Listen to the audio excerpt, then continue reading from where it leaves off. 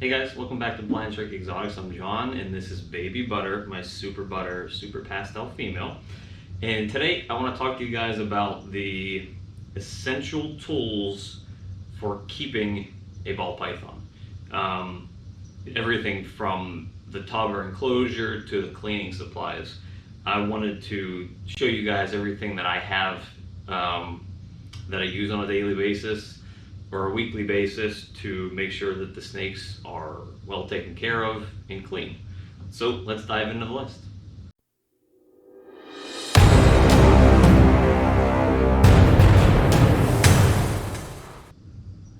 All right, the first thing you'll need is an enclosure. You're gonna have to pick whether or not you want to do a tub or a snake rack system or an aquarium. I think most people just have one snake as a pet. They choose like a glass aquarium, and that's usually the cheapest, easiest thing to find. The negative about that is aquariums are not very good at keeping heat or humidity in. Plastic containers or PVC cages that you can buy that are specifically made for reptiles are a better choice. The PVC cages that you buy, they're black usually all around three sides of it, and the front is either a piece of glass or a piece of plexiglass. It keeps the aquarium or the enclosure dark, so it feels more safe for the snake. It's not in clear glass on all sides of it, and it also keeps in the heat and humidity better. So these are sort of representations of that. This is obviously a snake tub that would come in a snake rack. Typically I drill holes in the front of it just to add some airflow into there, because usually the humidity also gets too high if I don't have those in there. Now this is a Sterilite tub that you can buy from Home Depot or off the Container Store. When I first started out, I actually did keep a couple ball pythons in these on one of those big storage racks that you buy at Home Depot with some heat tape on there. I don't do that anymore, but what I do use these for, which is very useful, is to use them as holding containers when I'm cleaning the snake's tubs out. I think this is a 40-quart tub. This will hold an adult female ball python temporarily while you are cleaning out their enclosure or tub. And the important part about this is that it has the latches on there, and there's 6 of them, so there's no way for your snake to get out of this tub. Do not buy one of the ones that just has the top that you just push down, because the snake will absolutely get out of that. You need the ones that have the latches, and I would suggest latches on all 6, the 6 latches on all 4 sides. So it's going to depend on whether or not you want the aquarium feel or the PVC enclosure feel or the snake rack feel. But the first thing you're going to need is the enclosure. The next thing you'll need to buy is the heat source and the thermostats to regulate the heat sources, and a couple temperature gauges. If you're using an aquarium or single snake setup, you're going to buy something like a heat pad from ZoomEd. If you're going to do what I started off doing, which is buy one of those big Home Depot muscle racks, storage racks that you could buy, I actually put heat tape. You pre-purchase it from reptile supply stores. They'll connect it for you and cut it to the length you want. You get the heat tape, you roll it out, use the HVAC tape to tape it down. In both of those, either the heat pad or the heat tape, they do require thermostats. If you do not put a thermostat on it, they will cook your snake, or at the very least give it a bad burn, or burn your house down, because heat tape has been known to catch fire before, so it needs to be attached to a thermostat. And there are 2 different ways you can roll with a thermostat. These are made by iPower, bought them off of Amazon, 25 bucks I think. They have the thermostat probe attached to it, plus the power cord, and you just plug the heat device into the bottom of here, and then you plug this into your wall. These are perfect for setups where you just have a heat pad, one aquarium that you're trying to heat. I actually use these on my blue tongue skink PVC enclosure and my rainbow boa enclosure, and they work perfect. I've not had any issues. They've been running for over a year and I've never had an issue with temperature. So these are perfect for that. However, if you're using heat tape, I would spend the extra money and buy something a little more upscale than that, and that would be a Vivarium Electronics or Herpstat thermostat, which are really specifically designed for the reptile field. These guys can range, I believe the low end ones are $80 with one probe, or the Herpstat 6 that I have attached to my big rack here, which has 6 probes. I believe they're like $400. These are going to be a little more reliable in terms of control of the temperature on the heat tape. So I would definitely suggest this if you're going the heat tape route, or if you're getting a snake rack. And then on top of that, you're going to want a couple things. A heat gun. You aim it in the aquarium or the tub with a laser, and it gives you a temperature on the back side of it. This will help you tell whether the cool side of the enclosure is the right temperature and whether the warm side of the enclosure is the right temperature. It gives you a pretty accurate reading very quickly. And then on top of that, you're going to want a couple of these little thermostat and humidity gauges in the aquarium. If you have a snake rack, you don't really need to do this. I would probably maybe do it in a couple tubs. If you have an aquarium set up or one PVC enclosure and you have one snake, I would put one of these on the hot side and one on the cold side. So you have a good estimate of what the temperatures are in the humidity at all times. Especially if you are using an aquarium, humidity is important for these guys. It needs to be around 60%. This room hovers about 50% because of my natural gas heater. So you add a little bit extra water into their substrate when you're mixing it to help raise up the temperature. But if this is dipping to 20-30%, you know that you have a humidity issue in the aquarium and you need to fix it. So a couple of these I think are $15-20. They actually come with the 3M adhesive tape to fix it to the glass or the side of the enclosure. These are made by Govee, Govee, and they work pretty well. I actually have a couple in my incubator, and I just place them throughout the room. Seeing that I have 50 plus tubs, I can't put them in every single tub. So what I do is I have one attached to my big rack here. I set a couple over there, and I have one on the other side of the room, and it gives me a good idea of how the room is and what the humidity is and what the overall temperature of the room is. So buy a couple of these too.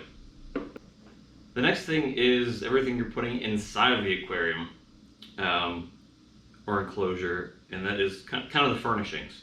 You need substrate. I typically go with something like Repta-Chip, which is a ground up coconut bark. I have some in the bowl here to show you guys. It's pretty finely chopped up. There are some chunks in there that's pretty fibrous. This stuff really keeps the smell down, especially if they defecate in there. If you have an aquarium and it's in the middle of your house, it keeps the smell down a lot until you're able to get there and clean it, so your whole house isn't smelling like snake poo. So Repta-Chip works fantastic. The other nice thing about using Repta-Chip is you can add as much or as little water as you need to the substrate to help raise or lower the humidity in the enclosure as needed. So you'll kind of need to fiddle around with that as you figure out how to get the humidity right in your house, and depending on what part of the United States you live in. But this stuff is amazing. I use it in all of my tubs and all of my enclosures, and I can't highly recommend it enough. The next part of that, since I'm holding the water bowl, is a water bowl. You need to have fresh water at all times for the snake. So there's a couple different routes you can go. You can buy these crock dishes from Walmart or any store. They're not very expensive. The issue with them, as you can see, is there's a lip here, and the majority of your snakes will probably try to tip this over. They put a little pressure here, and your aquarium's going to be flooded with however much water you have in there. I have a couple snakes that is okay to put these in there. Most of them it doesn't work for. So the other option, if you don't have a snake rack that has snake tubs that have deli cup holders, you can buy these PVC couplings from Home Depot. They're a couple dollars. I think these are the 4-inch ones. And these 16-ounce deli cups fit perfectly in there. The snake cannot knock this over. My adult females cannot knock this over. It sits flush on the ground, and there's no way to knock this thing over. So these work perfect for that. These 16-ounce cups are really deep. These work perfect for adults. You know, these aren't obviously huge. They can't soak in it, but if you got a water dish that's big enough for your adult ball python to soak in, it's probably going to take up half the aquarium. So this works perfect. It's a little more work. It's a little more expensive than just buying a plain crop dish, but it prevents spills and it prevents the aquarium from getting flooded every couple hours. The last part of that is snake hides. You need to have hides in there. I had a customer who bought an adult female off me earlier, or late at the end of 2020, and it wasn't eating for her. It was because she went from a tub in a rack where it feels like a big, huge hide to a big glass aquarium where I don't know if she didn't have enough hides or if she only had one hide or any at all. But I gave her some advice and she added some hides in there and the snake started eating the next week. Hides make the snake feel comfortable, especially if you have the snake in a glass aquarium. It has nowhere to hide if you have 4 walls that are completely see-through and there's nowhere for it to kind of feel safe. So as a hatchling, you know, you want something very small. These are like reusable food containers that I bought off Amazon, and I just cut out holes in the front. You can buy hatchling size snake hides, but you know, they do get expensive when you're buying a ton of them, you know, so I kind of made my own with these. But you know, I believe this is the medium size hide, and I bought these off Reptile Basics because that's where I bought my VE6 racks, so I just bought them all together. I believe this is the medium size hide. This fits basically anything I've been successful keeping in here from like 250 grams up to 1,000 grams. Some of my adult males still use these in these tubs right here, and they still work pretty well. So that fits anything up to that size. This is the large size, and my females that aren't huge, like at probably up to 1,500 grams, fit in here pretty well. After that, they really don't need the hides in these rack systems in the tub, because at that point they're so big that the tub is the hide. But you're definitely going to need these, and you want one if you have an aquarium or even a big PVC enclosure. You want one on the hot side and one on the cold side so that the snake can regulate the temperature depending on where it wants to be. Next is the feeding and handling supplies. Of course, you need a big old bag of juicy rats. You can choose whether to feed live or frozen thawed. If you have one snake, you can really go either way. I always choose frozen thawed. It's just easier for me. As the rats get bigger, they can definitely harm your snake. You know, if there's a tussle as the snake's trying to eat or suffocate the rat. If the snake's not trying to eat the rat and you have a medium-sized rat running around in the tub for even a couple minutes, they can still bite the snake. Not so much a concern when the rats are smaller, but as they start getting bigger, there can be a really big fight between them. So I buy all of my frozen stuff off of rodentpro.com. And it's pretty cost effective. I mean, medium rats I think are around $2.50 a piece, and you get them in bags of 10. To thaw these guys out, all I do is I get a big Home Depot, one of those orange buckets, and dump them in there, fill the water up as hot as I can, as high as I can in the bucket, and just let them sit there until they're thawed out. You can tell they're thawed out because, one, they're not hard anymore, like they're frozen in the middle, and you know, you squish them all the way through and feel there's no cold spots. Usually with these bigger rats, it can take up to half an hour or so to thaw them out. And then you have to feed the snake the rat if you're feeding frozen thawed. And that comes to feeding tongs. I originally had these ones here, which most people probably see when they go to feeding tongs and they search for it on Amazon. They have these little rubber tips on the end so that if the snake goes to strike, they don't get injured by the metal. These work okay for smaller rats, and this is all I had. And after a while I was trying to feed medium-sized rats to my big snakes, and it gets kind of difficult to for some of the snakes that are a little pickier and they take a little longer to strike. When you're holding a medium-sized rat, having to apply a lot of pressure here to keep the rat and then dangle it there. So these work for a while. They're probably okay for you if you have one snake, but the better option I found is to buy these huge like medical forceps. They have a locking mechanism here. You can ratchet it down and it holds the rat for you, so all you have to do is hold it with your hand rather than squeeze the tongs as well. They're also almost double the length, and that helps because I have some females that are very acrobatic when they try to eat off these tongs. I don't want to get accidentally bit by the snake, and I don't want them to think I'm food or accidentally bite me in the process. I had one snake latch onto me and coil up. One time it smelled a rat. I wasn't even feeding it. It just probably smelled rats on me, and it doesn't hurt, but you don't want to kind of have that kind of an exchange with the snake. It's not a good relationship builder. So these work great. I also bought them on Amazon. They're not listed underneath like a reptile section. It's like it's kind of like the medical supplies. But these work fantastic. I love them.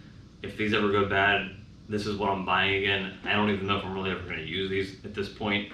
I'll go with these guys. But speaking of getting bit, this is kind of an optional thing, I think is necessary, is a good snake hook. The majority of the time you're going to be safe handling your snake. But as my collection grew, I have 3 or 4 that I can think of off the top of my head, as I said, with the feeding tongs that are very acrobatic. My ultra pin girl here was actually just this week. I mean, she was flying out of the tub to try to get food, and she does that whether or not there's food there. So what you do is you take the snake hook and give them a little tap on the top of the head, not hard, not just a little tap, and it kind of just tells them to retreat. They get touched on their head and they don't know what to do, except for retreat. So you give them a little tap on the head and they retreat, and that has worked beautifully for every single ball python I have that shows some sort of food aggression. And at that point, usually you can just pick them up by hand and that feeding response is gone. So that's very helpful for when you're trying to get the snake out of the tub to clean it or to handle it or whatever. So good snake hook. I bought this off of Reptile Basics also. It has a nice size handle. It has the rubber tipped edge. This is very heavy duty metal. It's probably never going to break on me. This is probably around $20–25 too. I don't use it very often. I don't actually even use it to pick the snakes up. I just use it to kind of give them a love tap on the head to let them know that I'm not their food. And I just hang it here and I leave it there because I know I have a couple females there that are always ready to bite. So I just leave it there when I need it, and that's optional, but I think it's necessary. And while we're on the topic of buckets, go to Home Depot and buy a couple.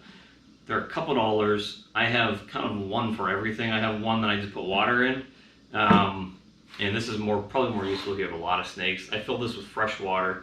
I get the fresh deli cups. I fill them up one by one, and I put the fresh water in there, and then I have a spare bucket that I dump all the old water in the old cups. The other thing this is good for is heating up and thawing out your rats. I have a thaw bucket that I put all the frozen rats in. I fill it up in the wash tub with hot water and thaw them out. I actually also use this on my scale to weigh the snakes because it's hard to get a 3,000 gram snake into a little salad bowl or something on top of the scale. So these things have very, very many uses. I even keep my rat food in one too. So buy a couple of these. They're cheap. It's an easy thing to find at Home Depot, and it saves you a lot of hassle. Next up is cleaning supplies. Grab yourself some Dawn dish soap and like a dish scrub brush, you know, from Walmart, Target, or any of your local grocery stores. And these have very many uses. Dawn dish soap, obviously, to clean everything.